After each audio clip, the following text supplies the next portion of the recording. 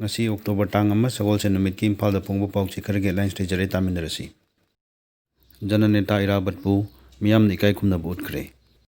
thingduna leiramba singbo amuk hana hangdoknaba guidelines thokre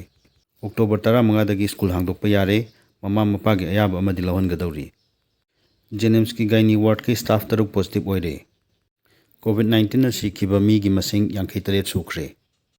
Babri Masjid case CBI gi courta LK Advani Joshi yauna accused kuntrani toy maral leitre haikre Saitu Singhat amasung Wangoi SC gi marak chemical pangtok pinaba haijakre bureaucrat singna politics tawduna leiradi chawkhatpada maning hangani L Susindro MR personnel ama kani kilogram 5 ga konana phare angam ngamda yengnarasi aidi government kanbada leire imo